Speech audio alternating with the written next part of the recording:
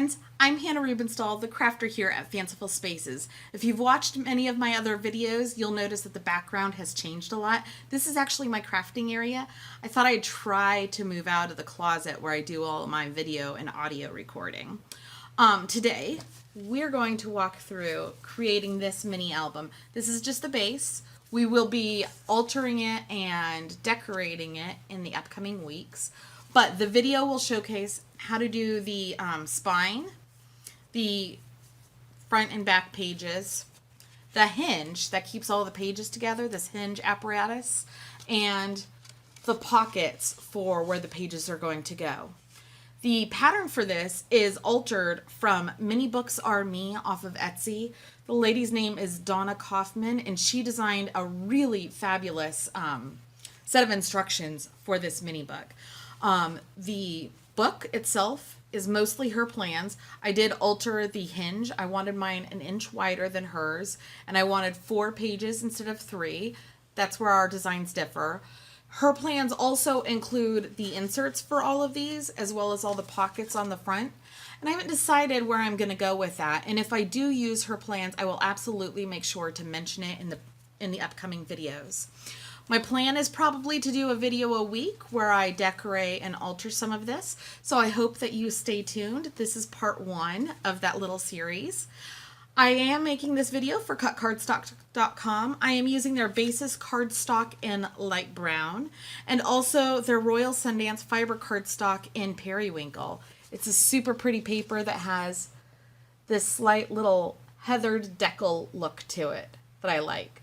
All right, I hope you enjoy. I hope I inspire you. And please have a great day. Starting off, I am upcycling some cracker boxes. I wanted the cardboard of it to be my chipboard, wink wink, base for my mini album. So I have cut them down to the basic size that I want my chipboard mini album to be. The spine is 6 inches by 4 inches, and the front and back are both 6-inch squared. I am now adhering one end of all of that cardboard with some score tape. You don't want to use a liquid adhesive. I tried that the other day because this is my second attempt. And yeah, the result was not the most sturdy book ever. There were some quality control issues, and this adhesive, the score tape adhesive, adds a whole nother layer of support to the overall book.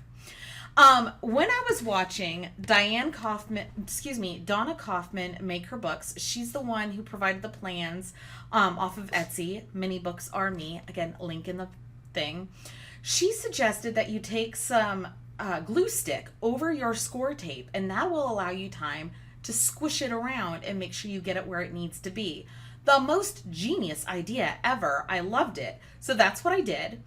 That strip of score tape that I put between one piece of cardstock and the other piece of cardstock, that's incredibly important. That's where your bend in the spine in the book is going to be. So you want to make sure that's there, and just leave it there for now and just nestle everything up against the side. You can see here I'm doing like half of my card or my book front or back, lining it up, adhering it down, flipping over my whole project, and then I'm going to peel all of that score tape up via the internet magic and adhere all of my pieces of paper down. Now, all of that paper around my book, it all wants some score tape on it because I'm going to fold that in, and it wants to adhere to the inside of my book in my spine. So again, I'm using that same score tape along the edges, and then whatever score tape equivalent sort of stuff that you have for the rest of it. I really wish that I had cut cardstocks. I think they have a inch wide score tape. I've just never bought it, and I was totally kicking myself because it would have been useful. Instead, I have a giant roll of Elizabeth Crafts adhesive, and so I'm just piecemealing it together, cutting it down and sticking it on where I need it to be. These Tim Holtz scissors from Tonic Studios are like my favorite ever because they are they resist the adhesive, they don't gum up as easily, and they're easy to clean, and they're nice and long, so they cut long strips. Now I've mitered my edges, and that's important because you don't want all that bulk on the corners, and also you want to make it easier for all the paper where it overlaps to glue down. So very, very carefully, I bent over like one side, pressed it down, burnished it as much as I could. Again, I'm still going at it with my glue stick, and I'm going to very carefully burnish it all and put it, slowly put it together. I say slowly because you do want to take your time on this. I had totally forgot to take the adhesive off of that score tape in the center, and here you see me futzing with it and trying really hard to get it off, so that I can use the adhesive properties of it. And thankfully, because I had used the glue stick, there was still time for me to retrieve all of the guts from that score tape in. I had considered leaving it, but I didn't know if it would affect the bending of my book over, and I just didn't want to bother with that. So I spent the effort and I picked it all up. So we're just adhering all the sides down. Through internet magic, I did not fast forward this, so there is no internet magic. You get to watch it all. Don't worry, it's almost over here real soon. I'm such a goof. I'm so sorry. Usually I'm a little bit more polished than this, I like to think. Again, so to make things nice and neat, like you're wrapping a present on the sides, you want to do like top and bottom together and then the sides, or the sides and then top and bottom together. It will make a more neat and finished product at the end of the day. So that's what I did. I did my top, did my bottom, or bottom and top, and then I'm doing the edges. We're going to set that aside and work on the hinge factor. Because I edited mine from Donna's original plans, I had to do some extra math. So I had created a mock-up of my spine so that I could do all the calculations on a piece of paper that didn't matter at all. And then because my paper is longer than my score buddy, and my scores weren't lining up exactly where I wanted them to be, I flipped my paper around so I could start on the same zero edge. It was really, really helpful for me in this folding process if I recognized where the peaks were. You know, you accordion fold peak and valley, peak and valley.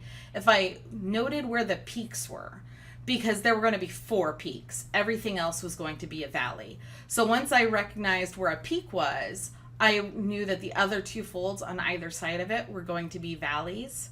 And that just made the whole process a heck of a lot easier.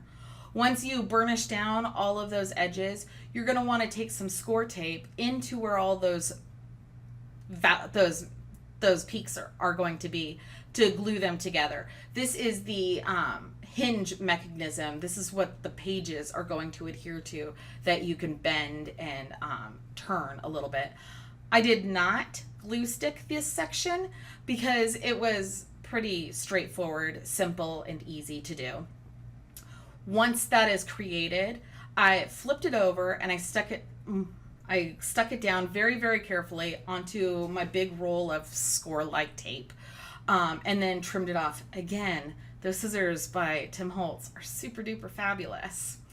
And then I was trying to figure out how I was going to stick it on. Well, I wasn't trying to. I was game planning how to stick it on, and I realized I needed to know where the center of my spine was. So I went through and I just marked it with a little pencil. These erase all super duper easily, and then I glued it on.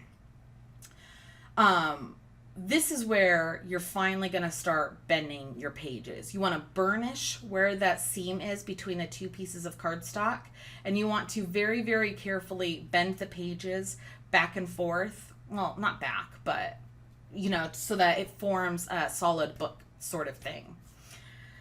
This bit of brown cardstock that I'm using, it's just to clean up the inside, to hide where some of those seams are from the overlapping periwinkle cardstock that I was using. We will be then altering this and decorating it more in future episodes, but I did want to take the moment to go ahead and do this, especially since it is, well, it's only 80-pound weight. It's still an integral part of how the book itself is formed. It provides a lot of support. These are the pages that we're working on. The plans, again, are in Donna Kaufman's books. you're going to cut a total of 8 pieces of paper. Let me tell you, it pays to measure twice and cut once, because I messed this part up a couple of times. I assembly lined all of the things, putting seams down where I needed to, score taping where I needed to, mitering the edges where I needed to.